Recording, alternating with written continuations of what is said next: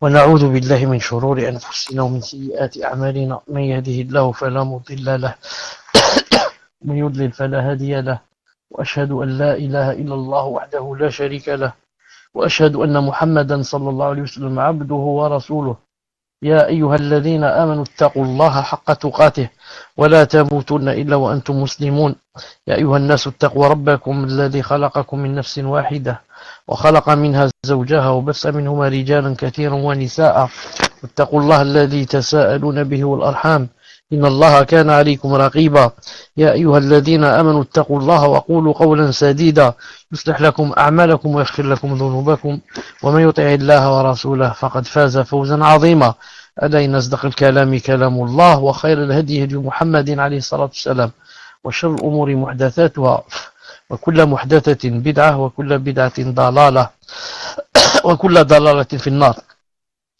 Nous sommes, Inch'Allah Ta'ala, samedi 9 Jumada Thani 1437 de l'Hégire, soit le 19 mars 2016. Bi'idhnillah Ta'ala. Hayyakumullah jami'an. Nous sommes dans les trois fondements, c'est le cours numéro 25. Cours numéro 25. Cheikh Mohammed Ibn Abdul Wahhab alayhi rahmatullah Ta'ala dit la preuve au sujet de la prière, de l'aumône légal, c'est-à-dire zakat, et de l'explication du tawhid réside dans la parole d'Allah. وما أمروا إلا ليعبدوا الله مخلصين له الدين حنفاء ويقيموا الصلاة ويؤتوا الزكاة وذلك دين القيمة. C'est-à-dire sourate Al-Bayyinah, verset numéro 5. Il ne leur a été commandé que d'adorer Allah, lui vouant un culte exclusif, d'accomplir la prière et d'acquitter la zakat. Voilà la religion de droiture. Voilà la religion de droiture. La preuve au sujet du jeûne réside dans la parole d'Allah. Ya ayyuha alladhina amanu kutiba alaykum as-siyamu kama kutiba ala alladhina min qablikum la'allakum tattaqun. Sourate Al-Baqarah, verset 183. Ô vous les croyants, on vous a prescrit le jeûne comme on l'a prescrit à ceux qui vous ont précédés, ainsi atteindrez-vous la piété. La preuve au sujet du pèlerinage réside dans la parole d'Allah. وَلِلَّهِ عَلَى النَّاسِ حِجُّ الْبَيْتِ مَنِ اسْتَطَاعَ إِلَيْهِ سَبِيلًا وَمَنْ كَفَرَ فَإِنَّ اللَّهَ غَنِيٌّ عَنِ الْعَالَمِينَ. Et c'est un devoir, c'est-à-dire le verset sur Al-Baqarah, on n'a pas cité ici le verset. Non, le verset, normalement, c'est sur Al-Imran. Sur Al-Imran, verset 97. Il dit, et c'est un devoir envers Allah Azza wa Jal pour les gens qui ont les moyens d'aller faire le pèlerinage de la maison, et quiconque ne croit pas, Allah se passe largement des mondes.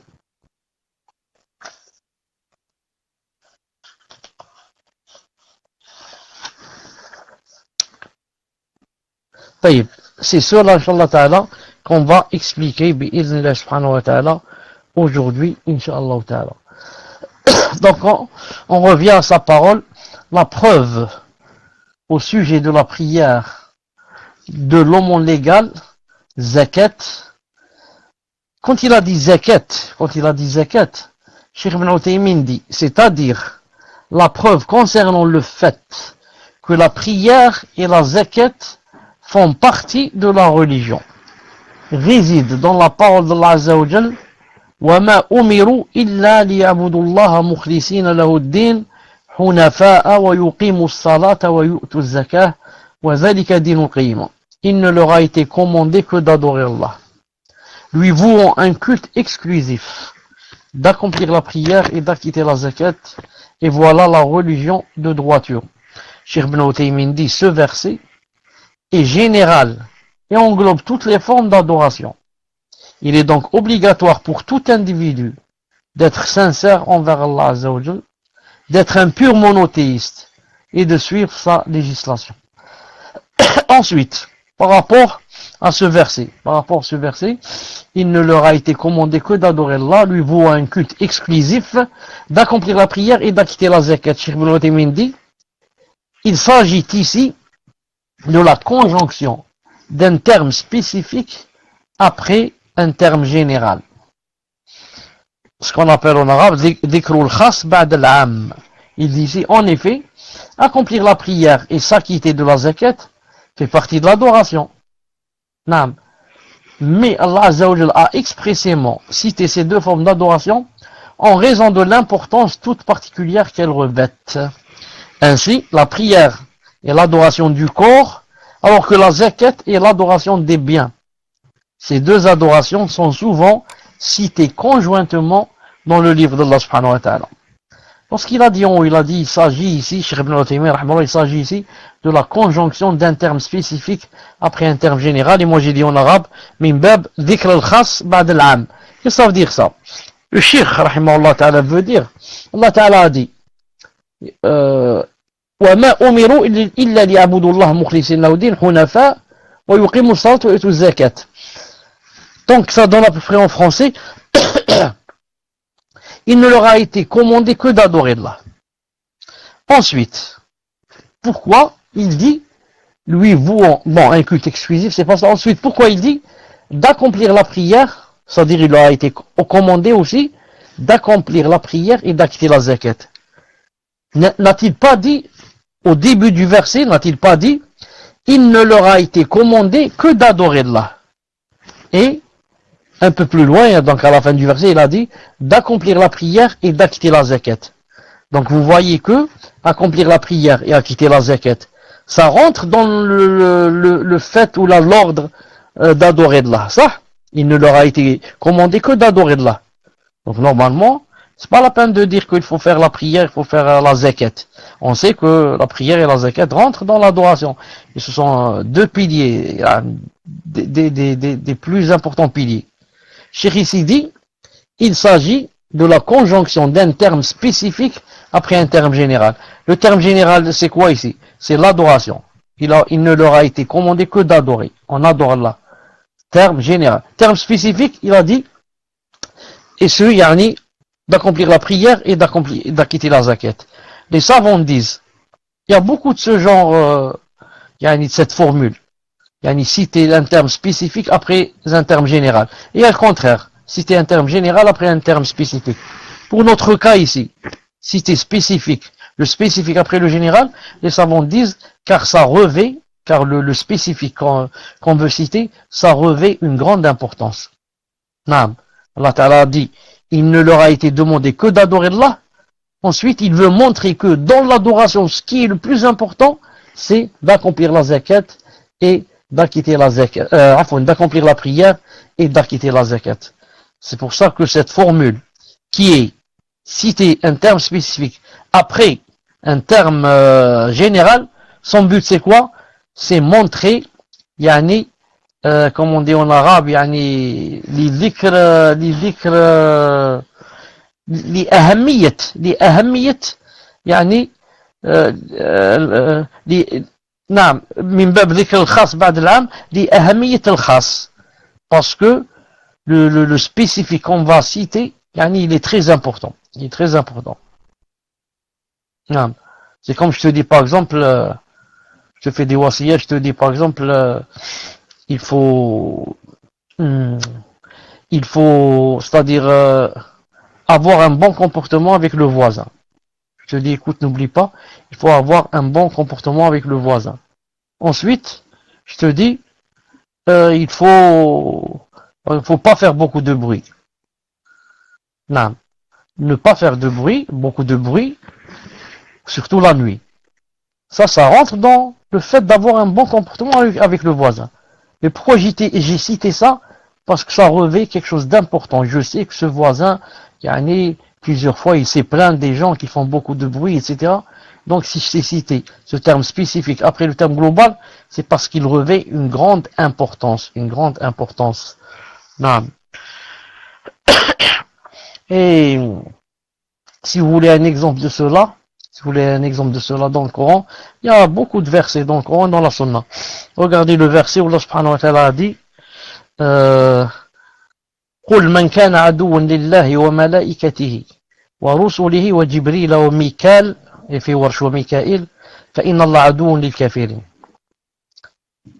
Sauf pour que vous voyez bien la horde, donnez-moi une seconde, je vais afficher le verset, c'est mieux. Le chercher, l'afficher, pour que vous lisiez avec moi et vous compreniez davantage. Une seconde. قل من كان عدوا لله bon عدوا لله عدوا je vais écrire عدوا لله عدوا لله ça recherche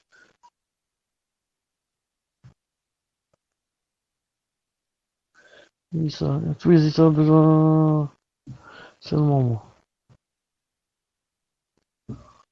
طيب une seconde je cherche oui le verset 1 بسم الله عدو لله وملائكته قل من كان عدوا لله وملائكته وكتبه ورسله. Bon, je vais lui écrire autre chose, il m'a pas donné ça. Je vais écrire جبريل وميكائيل فإن الله عدو للكافرين. Je vais écrire عدو فإن الله عدو للكافرين.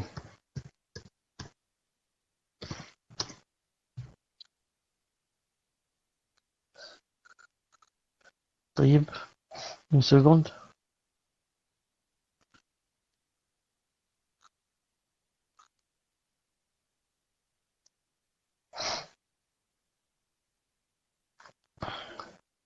Bon. قل من كان عدوا لله. Je vais écrire قل من كان عدوا. قل من كان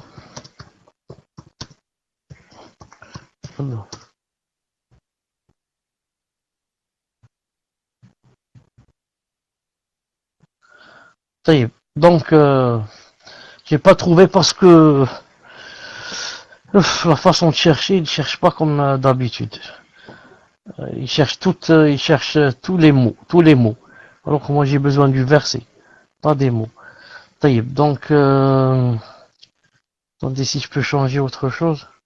Voilà, هذا خلاص ça y est, on l'a trouvé, barakallahu fik. Dit quiconque est ennemi de Jibril. Non, c'est pas ça. Celui qui est avant. Le verset avant celui-là.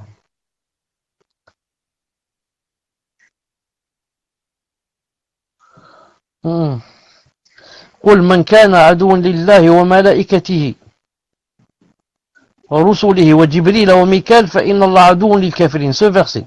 قل من كان عدوا لله. Voilà, هذا. أحسنت. 98, donc celui d'après. Donc, celui avec moi. Dit, celui qui est ennemi d'Allah, de ses anges, de ses messagers, de Jibril et de Mikaël, Allah est certainement un ennemi pour les négateurs. Regardez ici, il y a la règle, c'est-à-dire dhikr al-khas ba'd al-'am. Qu'est-ce qu'il y a ici? Il y a ici le terme général qui est quoi? Ses anges. Dit, celui qui est ennemi d'Allah et de ses anges. Ensuite, il y a un terme spécifique. Il a dit quoi? De Jibril et de Mikaël. Ce sont des anges. Allah Ta'ala aurait pu ne pas citer. Dit celui qui est ennemi d'Allah, de ses anges et de ses messagers, Allah est certainement un ennemi pour les négateurs. Mais ici, non. Il a rajouté Mikaël, Jibril et Mikaël. Pourquoi? Terme spécifique cité après un terme général qui est les anges. Pour dire quoi? On a dit si on cite le spécifique, ça veut dire que pour son grande importance. Ici, c'est quoi la grande importance? Parce que Jibril et Mikaël, ont vraiment un statut élevé parmi les anges. C'est pour ça qu'il les a cités ici. On continue, j'espère que vous avez compris, car c'est clair, Inch'Allah Ta'ala.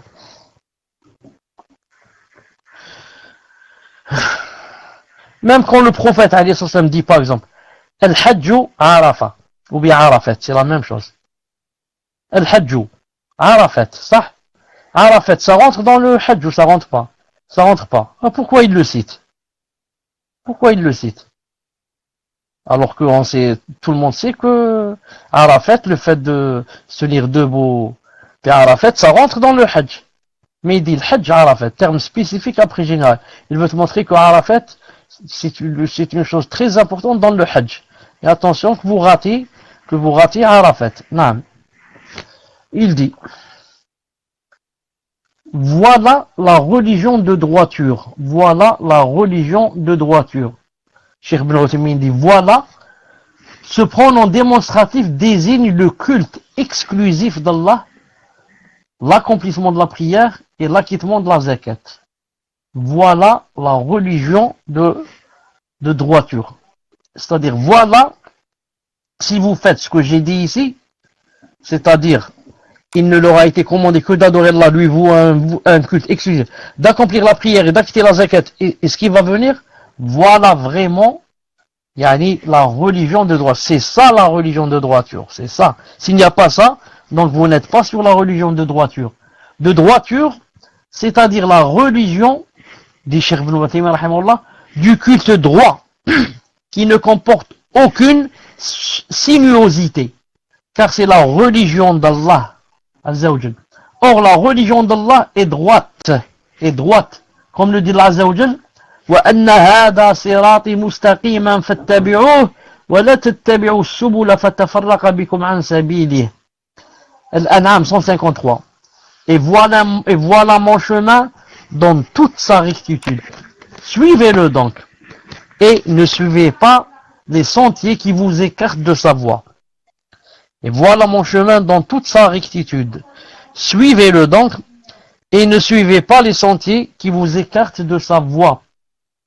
Cheikh Ibn Uthaymin dit, ce noble verset, en plus de citer l'adoration et la prière, cite la réalité du tawhid, qui consiste à vouer un culte exclusif à Allah Azza wa Jal, sans jamais pencher vers le polythéisme. Quiconque donc ne voue pas un culte exclusif à Allah, ou voue son adoration à autre qu'Allah, n'est pas un monothéiste. Deux choses.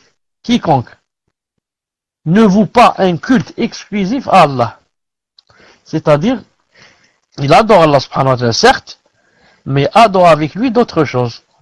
Il adore Allah subhanahu wa ta'ala, il prie, il jeûne, et il fait la salat, il donne la zakat, il jeûne et il va au hajj. Mais, en même temps, si il n'a pas d'enfant, il va à la tombe et il demande à celui qui est mort, il lui dit, ya sidi flan, yakda, ou bien donnez-moi des enfants, ou bien faites-moi des doigts, ou demandez à Allah qu'il me donne, ou là, des choses comme ça. Donc ça, c'est vraiment grave. C'est vraiment grave. C'est pour ça il dit, ou bien il dit, quiconque ne voue pas un culte exclusif à Allah, ou bien voue son adoration à autre qu'Allah. Ou bien il y en a qui carrément, il n'adore pas Allah, mais adore autre chose. Carrément, il adore un arbre ou une statue. Celui-là n'est pas un monothéiste. Ensuite, la preuve au sujet du jeûne réside dans la parole d'Allah. Cheikh Ibn Uthaymin dit, c'est-à-dire la preuve au sujet de son obligation réside dans la parole d'Allah. Ya ayyuhalladhina amanu kutiba alaykumus siyamu kama kutiba alladhina min qablikum la'allakum tattaqun. Al-Baqarah 183. Ô vous les croyants, on vous a prescrit le jeûne comme on l'a prescrit à ceux qui vous ont précédés. Ainsi atteindrez-vous la piété. La piété. Naam.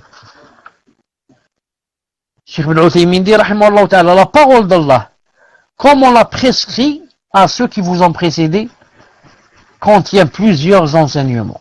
Naam, remarquez avec moi, ô vous les croyants. D'abord, il a dit, ô vous les croyants. Ensuite, il va nous ordonner de faire une chose. Naam. Pourquoi il a commencé par ô vous les croyants? Naam. Il n'a pas dit ô vous les hommes. Naam. Et même pas ô vous les musulmans. Les croyants, être croyant, c'est plus haut qu'être musulman.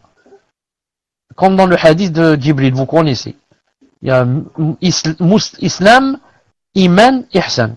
D'ailleurs, ô vous les croyants, donc quand il dit ô vous les croyants, ça veut dire, si vous dites que vous êtes croyant, donc, votre croyance implique que vous fassiez quoi? Ce que je vais vous dire. Donc, on vous a prescrit le jeûne. Donc, il y a un mois à jeûner. Et avant cela, ô vous les croyants. Maintenant, si tu n'es pas croyant, tu n'es pas concerné. C'est pour ça que je vais te dire, il faut jeûner. Tu dis, ça, c'est pas pour moi, c'est pour les musulmans. Ou alors tu vas dire, c'est pour ceux qui pratiquent. Moi, je pratique pas. Donc, toi, tu n'es pas concerné. Ô vous les croyants, on vous a prescrit le jeûne. Tu ne cesses de dire, je suis croyant. alors sache que maintenant il y a le jeûne. Il a dit, comme on l'a prescrit à ceux qui vous ont précédé. Allah Ta'ala aurait pu ne pas ajouter cette ayah. Et dire seulement, on vous les croyants, on vous a prescrit le jeûne. Ainsi atteindrez-vous la piété. Il aurait pu ne pas citer comme on l'a prescrit à ceux qui vous ont précédé. Maintenant, pourquoi il a dit comme on vous l'a prescrit à ceux qui vous ont précédé? Comme on l'a prescrit à ceux qui vous ont précédé. Cheikh Ibn Uthaymin va montrer pourquoi. Il a dit premièrement, l'importance du jeûne. On trouve dans ce verset l'importance du jeûne, car Allah l'a rendu obligatoire aux communautés précédentes. Ce qui indique l'amour qu'Allah Azza wa Jal éprouve pour cette adoration qu'il a imposée à toutes les communautés. Donc maintenant, quand il a cité l'ayah, comme on l'a prescrit à ceux qui vous ont précédé, on a compris deux choses. Premièrement, ce n'est pas seulement prescrit pour moi, mais ceux qui m'ont précédé, Allah Ta'ala leur a aussi prescrit le jeûne. Donc ça me donne quoi? Ça me donne un apaisement du cœur et une force dans le cœur. Alhamdoulilah, il y a des millions de gens qui sont passés avant moi et qui faisaient le jeûne. Donc, c'est pas, donc ça prouve aussi que c'est facile. Sinon, comment les autres ont pu le faire et moi je peux pas. Premièrement. Et deuxièmement, ça prouve aussi que, Allah Azza wa Jal aime cette adoration. C'est pour ça qu'il l'a quoi? Qu'il a imposé à toutes les communautés. Une seconde.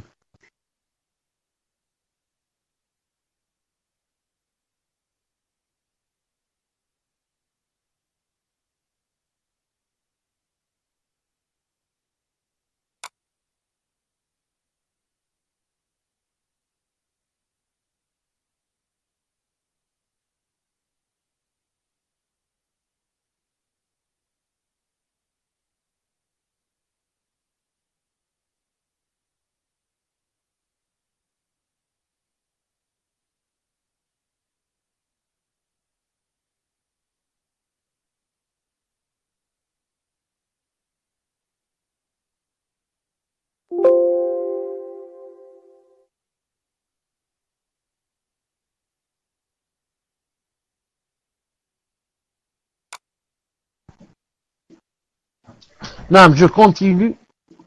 Il a dit, ça c'est la première chose, comprendre de cette ayah, comme on l'a prescrit à ceux qui vous ont précédé. Deuxièmement, l'allègement du fardeau imposé à cette communauté. En effet, elle n'est pas la seule à s'être vue imposer le jeûne, à l'accomplissement duquel les âmes et les corps peuvent éprouver une certaine difficulté.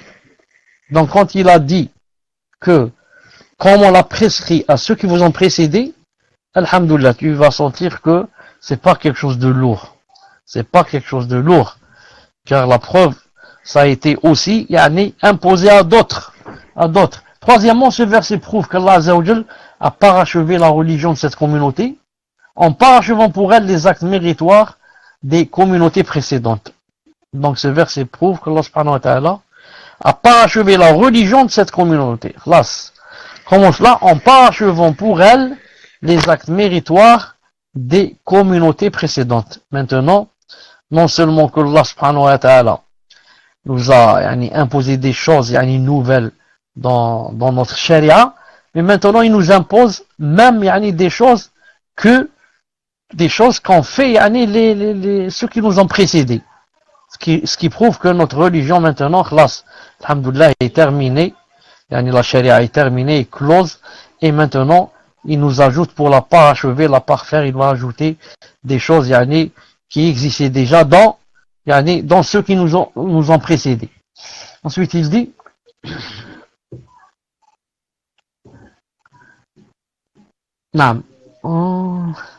Cheikh Ibn Uthaymin dit, Allah Azza wa Jal a clarifié dans ce verset, le verset 2, ô vous les croyants, on vous a prescrit le jeûne comme on l'a prescrit à ceux qui vous ont précédé, ainsi atteindrez-vous la piété. Cheikh Ibn Uthaymin dit, rahimahullah, Allah Azza wa Jal a clarifié dans ce verset la sagesse du jeûne. La sagesse du jeûne. À savoir, lorsqu'il a dit, ainsi atteindrez-vous la piété. Ainsi atteindrez-vous la piété. C'est-à-dire, peut-être atteindrez-vous la crainte d'Allah Azza wa Jal grâce à votre jeûne et grâce aux caractéristiques de piété qu'implique cette adoration. Je répète, peut-être atteindrez-vous la crainte d'Allah Azza wa Jal grâce à votre jeûne et grâce aux caractéristiques de piété qu'implique cette adoration. Naam. Car cette adoration a une spécificité, subhanallah al-azim, quand la personne yani jeûne, yani ça fortifie sa foi et sa crainte d'Allah subhanahu wa ta'ala. Tu es tout seul toute la journée. Naam. Dans ton appartement, dans ta maison, personne ne te voit des voisins, ni de la famille, ni. Naam. Et tu es en train de jeûner.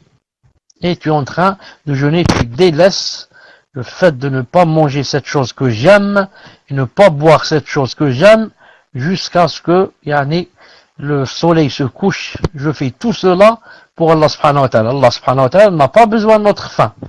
Est-ce que Allah ta'ala a besoin de notre faim et il veut nous torturer? Non. Mais il veut de nous qu'on atteigne la piété. Et que, quand on jeûne aussi, on apprend à ce qu'on soit pas, on soit pas sous l'emprise, des aliments à dos. On peut s'en passer. On se contrôle et on peut s'en passer. Je peux rester un mois toute la journée sans manger. Je ne suis pas un animal qui doit manger chaque fois qu'il veut. Il y a des moments où je peux ne pas manger, je me contrôle. Deuxièmement, c'est pour penser à ceux qui ne mangent pas. Quand tu as des contractions dans le ventre, dis-toi, subhanallah al-azim, moi c'est une fois par an. Qu'en est-il? Il y en a qui passent des journées comme ça. Puis s'il n'y en a pas maintenant, qu'en est-il par rapport au prophète alayhi salam, qui a vécu la plupart du temps comme ça? Le sahaba qui accrochait, qui mettait des cailloux, des cailloux, enfin un grand caillou comme ça, contre le ventre et il l'attachait. Il l'attachait toute la journée. Pourquoi? Car quand on mange pas, on a un creux dans le ventre. Et ce creux, quand vraiment on reste peut-être 2 jours sans manger, vraiment, il commence à faire mal. Mais en mettant dessus, un caillou, ou quelque chose comme ça, et en l'attachant, ça diminue le mal, bi'idhnillah subhanahu wa ta'ala. Et Abu Hurayra, radiyallahu ta'ala anhu, la plupart du temps, il était comme ça, par exemple. Pourquoi? Parce que il voulait être beaucoup avec le prophète sallallahu alayhi wa sallam. Donc, même s'il voulait manger, il n'avait pas le temps. Non, même s'il voulait manger, il n'avait pas le temps. C'est pour ça que quand certains ont voulu dire comment se fait-il, Abu Hurayra, il dit des choses qu'on n'a jamais entendues. Subhanallah, rien que lui, il connaît tous ces hadiths. Il leur a répondu, il a dit, naam, moi, je tenais mon ventre avec un caillou, alors que vous mangez, vous allez au souk et vous allez je ne sais où, toute la journée. Moi, vous demandez le ilm et être proche du prophète sallallahu alayhi wa sallam, voilà comment je faisais. Ce qu'il a dit ici, d'ailleurs le prophète sallallahu alayhi wa sallam nous a fait part de cet enseignement lorsqu'il a dit, Allah Azza wa Jalla n'a pas besoin qu'une personne délaisse sa boisson et sa nourriture si elle ne délaisse pas le faux témoignage et sa pratique. Rapporté par Al-Bukhari. Donc je répète le hadith. Allah Azza wa Jalla n'a pas besoin qu'une personne délaisse sa boisson et sa nourriture si elle ne délaisse pas le faux témoignage et sa pratique. Le hadith, elle veut montrer quoi? Que le fait de délaisser sa boisson, ce n'est pas parce que en faisant ainsi, on va, comment dirais-je, si on fait pas ça, ça va faire du mal à Allah subhanahu wa ta'ala, ou bien, non, c'est pour toi seulement. Non. Mais à condition que quelqu'un qui jeûne, il doit, avoir un statut, masha'Allah, dans le comportement. Sinon, jeûne et faire les grands péchés, à quoi ça sert? Comme par exemple le faux témoignage. Non. Donc, c'est pour ça que certains disent que celui qui fait un grand péché pendant le Ramadan, que son siyam est nul. Et c'est pas l'avis le plus juste. Ça existe, ça, c'est affilié aussi à notre mère Aïcha radiyallahu ta'ala anha, qui disait que celui qui fait la riba, hein, celui qui médit quelqu'un pendant le ramadan, sa journée est nulle. Et les savants disent ce n'est pas l'avis le plus juste. L'avis le plus juste, c'est qu'il a fait un grand péché. Mais que ça n'a rien à voir avec quoi? Avec le siyam. Le siyam est nul s'il va manger, hein, ou boire, ou avoir des rapports. Non. Mais s'il vole, s'il ment, s'il calomnie, s'il fait la médisance ici, s'il escroque, tout ça, ça n'annule pas le siyam bi'illah ta'ala. Mais il a vraiment un grand péché, surtout en ce mois béni. Surtout en ce mois béni. Une seconde, je regarde combien il reste de temps pour l'Aïcha.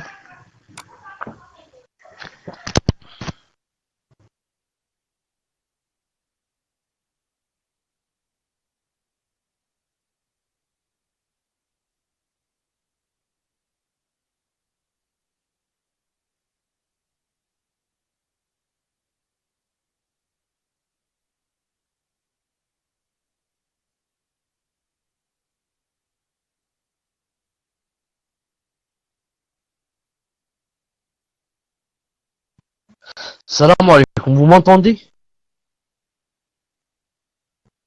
Alhamdulillah. Il reste 8 minutes. On continue, Inch'Allah Ta'ala. Il a dit, la preuve au sujet du pèlerinage réside dans la parole d'Allah. وَلِلَّهِ عَلَى النَّاسِ حِجُّ الْبَيْتِ مَنِ اسْتَطَاعَ إِلَيْهِ سَبِيلًا وَمَنْ كَفَرَ فَإِنَّ اللَّهَ غَنِيٌّ عَنِ الْعَالَمِينَ. Et c'est un devoir envers Allah Azza wa Jal pour les gens qui en ont les moyens d'aller faire le pèlerinage de la maison. Et quiconque ne croit pas, Allah se passe largement des mondes. Allah se passe largement des mondes. Il dit ici, il dit, Cheikh Ibn Uthaymin rahmallahu ta'ala dit, Cheikh Ibn Uthaymin dit, lorsque Cheikh Mohammed ibn Abd Wahhab rahmallahu dit la preuve au sujet du pèlerinage, Cheikh Ibn Uthaymin dit, c'est-à-dire la preuve au sujet de son obligation.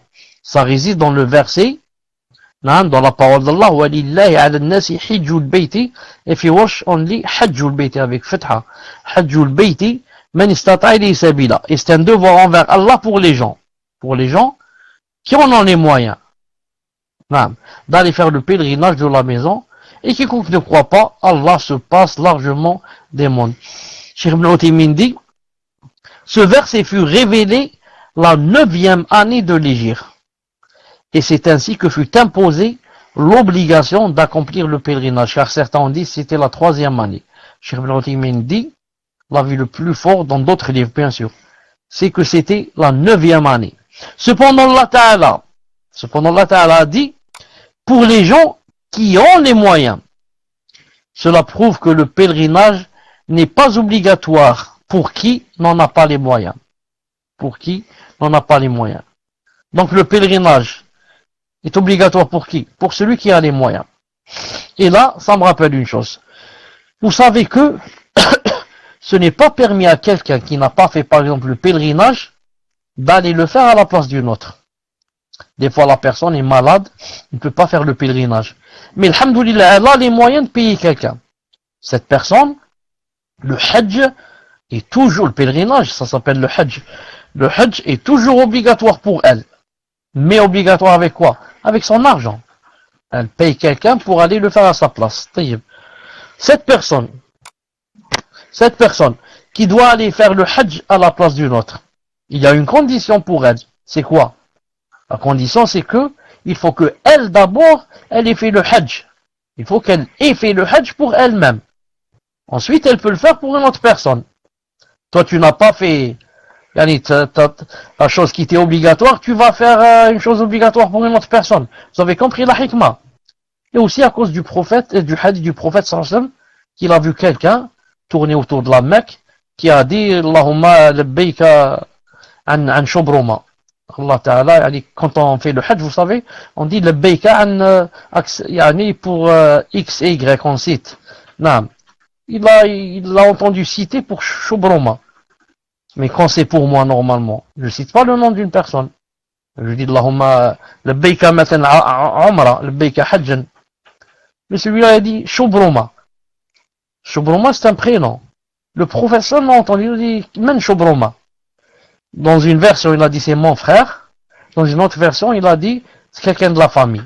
Il n'y a pas de contradiction. Car son frère, c'est quelqu'un de la famille. المهم. Il lui a dit, هل حججت حج عن نفسك هل حججت عن نفسك, je crois. Il lui a dit, est-ce que tu as fait le hajj pour toi? Je crois qu'il a dit non. Il a dit, حج عن نفسك ثم عن شبرمة. Fais d'abord le hajj pour toi-même, ensuite, une autre fois pour Shubruma. المهم, cette personne qu'on veut envoyer à notre place et la déléguer pour faire le hajj à notre place, elle doit avoir comme condition quoi? D'avoir déjà fait le hajj. Mais Cheikh Ibn Uthaymin, rahimahullah ta'ala, a ramené une chose que je n'ai jamais lue, seulement chez lui, qui m'a beaucoup plu. C'est pour ça que beaucoup de savants disent vraiment c'est un mujtahid.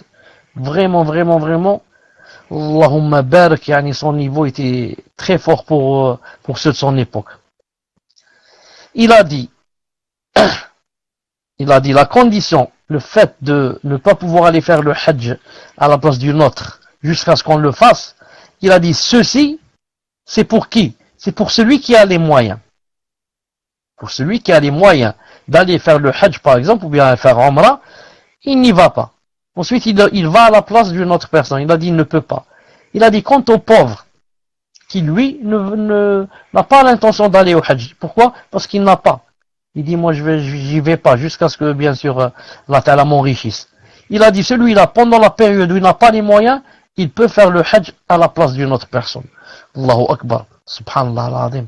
Et il a cité ce verset, il a dit, car Allah Ta'ala a dit, pour les gens, il a dit, Allah Ta'ala a dit, quand il a affiché le hadith, j'ai perdu le contrôle. Ma'alish, c'est une faïda, Inch'Allah Ta'ala, je vais le lire. Allah Ta'ala dit pour les gens qui ont les moyens. Cheikh Ibn Uthaymin a dit, celui-là, il n'a pas les moyens. C'est pour ça qu'il peut le faire à la place d'une autre. Donc voilà le hadith. J'ai entendu un homme dire le Beika à la place de Shubruma. Le professeur me dit, et qui est Shubruma? L'homme répondait, c'est un frère à moi. L'autre prophète dit, as-tu fait le hajj pour toi? Il a dit non.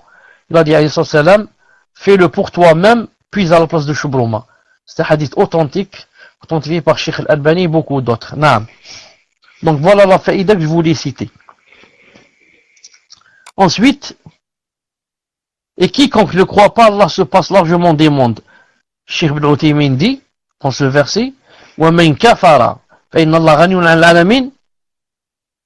Une preuve, c'est une preuve que le délaissement du pèlerinage, pour qui on a les moyens, est un acte de mécréance, mais qui n'exclut pas de l'islam, conformément à la majorité des savants. Vous avez compris?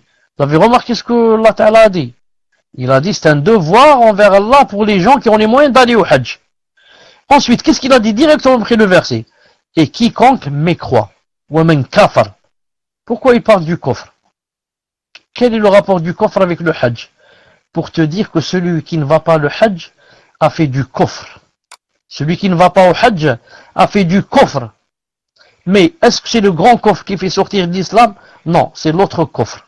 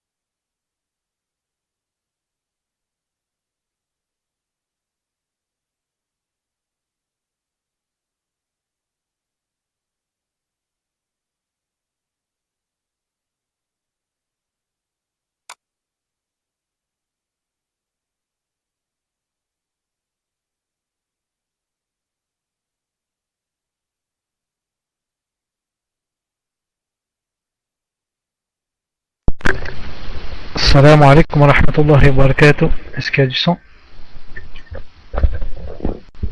Alhamdulillah. Donc, Cheikh a eu une déconnexion. Donc, ah, ben il est là.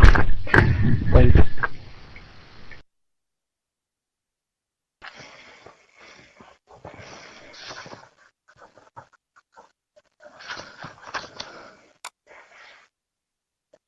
Salam alaikum, vous m'entendez? Alhamdoulilah, il y a eu un problème de connexion. Malish. Vous avez compris que j'ai fait comprendre, Inch'Allah Ta'ala, que Allah Ta'ala a cité, voilà, kufr, il a cité le verbe kufr, faqad kafara, pour montrer qu'il a fait un grand péché et pas des moindres, comme on dit. Pour celui qui a les moyens d'aller au Hajj et n'y va pas. Quelle est la preuve que c'est un petit kufr? Quelqu'un va dire non, peut-être il est sorti de l'islam. Car Allah Ta'ala a dit, wa man kafar. Cheikh Ibn Uthaymin cite juste après, il a dit, en effet, Abdullah ibn Shaqiq, ici ils se sont trompés dans le livre. Ils ont écrit ibn Shafiq. Alors que c'est Shaqiq, a dit, mis à part le délaissement de la prière, les compagnons du prophète islam ne considéraient aucun délaissement d'acte comme de la mécréance. Rapporté par Tirmidhi. Donc, ce Tabi'i, qu'est-ce qu'il a dit? Mis à part le délaissement de la prière, les compagnons du prophète islam ne considéraient aucun délaissement d'acte comme de la mécréance. Et ici, ça parle pas de prière, mais ça parle de Hajj. Donc, ce n'est pas considéré comme acte de mécréance, c'est-à-dire une mécréance qui fait sortir de l'islam. Donc, c'est mécréance qui ne fait pas sortir de l'islam. Donc, c'est petite mécréance. Naam. Qu'Allah subhanahu wa ta'ala nous aide tous à faire le Hajj. Naam. Et surtout ceux qui n'ont pas encore les moyens, qu'Allah subhanahu wa ta'ala leur facilite. Et attention seulement, et je demande à Allah ta'ala que vous ne soyez pas du genre qui disent, j'attends que je devienne âgé. Maintenant j'ai tout juste 20 ans, je suis jeune, moi je vais pas au Hajj. J'attends quand j'aurai 75 ans. Quand j'aurai 75 ans, je vais laver, comme ils disent ici en Algérie, dans les pays arabes. Il dit, je vais laver mes os. C'est comme s'il va dans un bain. Il va se laver les os, comme ça ils disent, je vais me laver les os et je reviens. Je jette les péchés et je reviens. Mais maintenant je suis encore jeune. Je dis à celui-là, as-tu lu sur la tablette préservée que tu allais vivre jusqu'à vieillir? Qui t'a dit ça? Wahda. Et la deuxième, ne sais-tu pas que, en le faisant maintenant, c'est beaucoup plus facile qu'en le faisant vieux. Quand tu le fais maintenant à 20 ans, à 25 ans, ce n'est pas comme tu le fais à 50 et 60 et 70. Non, tu n'as pas la force de pousser, tu vas trouver des gens là-bas qui, tu connais pas peut-être, tu n'es jamais allé, quand tu vas voir les hindous qui vont venir, et les chinois, et les bengales, et je ne sais qui, et ils vont mettre la main dans la main, ils vont se tenir par les coudes, ils vont mettre une file comme ça, une file. Et ils vont marcher tous comme ça vers l'avant. Ça veut dire que c'est un bulldozer qui avance. Si tu ne te mets pas, tu te sauves pas à droite ou à gauche, ils vont marcher sur toi, tu tombes. Ils marchent sur ton dos et ils continuent le chemin. Non. Va lui expliquer que tu es dans le Hajj et le comportement et l'islam, etc. Tout ça, il te dit, mon fils, pousse-toi. Bad, mon fils, bad. Donc, mais si, alhamdoulilah, la personne est assez forte, ou là, même si elle tombe ou là on l'écrase, elle reprend et alhamdoulilah. Mais quelqu'un vieux ou là, et on l'écrase, on marche sur lui, là, s'il est tout fracturé, s'il ne meurt pas. C'est très difficile le Hajj pour celui qui croit que il va partir vieillard. Non, al-muhim. Il vient d'appeler à la salat, on se rencontre Inch'Allah ta'ala tout à l'heure. Subhanakallahumma bihamdik, ashhadu an la ilaha illa anta astaghfiruka wa atubu ilaik. Assalamu alaykum wa rahmatullah. Non, pas de cours, on passe aux questions-réponses. J'ai terminé le cours d'aujourd'hui. Car le prochain cours, voilà le nouveau titre, le prochain cours, le deuxième degré de la foi. Al-Iman. Voilà. Ça c'est le prochain cours, Inch'Allah ta'ala. Assalamu alaikum.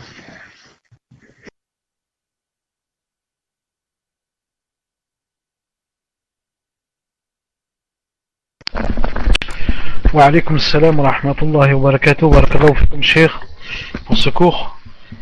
Donc pour ce qui est de la récupération des questions, sur Bailux, les personnes qui souhaitent poser une question sur le cours ou bien un ancien cours peuvent lever la main. Je viendrai récupérer les questions, Inch'Allah, d'ici 10 minutes, un quart d'heure.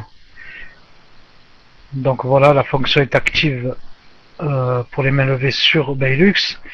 Et sur Paltalk, par contre, ce soir, sur Paltalk, ça change. Pour ce soir, ça change. Les personnes qui ont levé la main, je viendrai les voir en privé.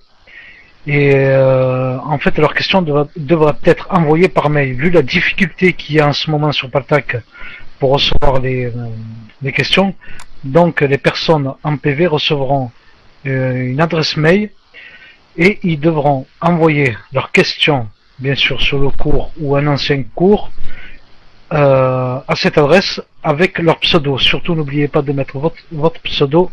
Inch'Allah, barakallahu fikum. J'espère que j'ai été clair, Inch'Allah. Si vous avez des difficultés, les admins sont là pour vous aider. Barakallahu fikum.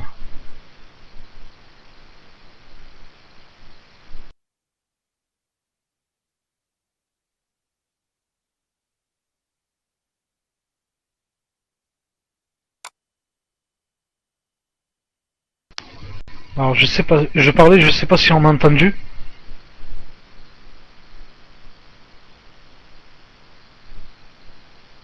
Ah, alhamdulillah, barakallahu fikum.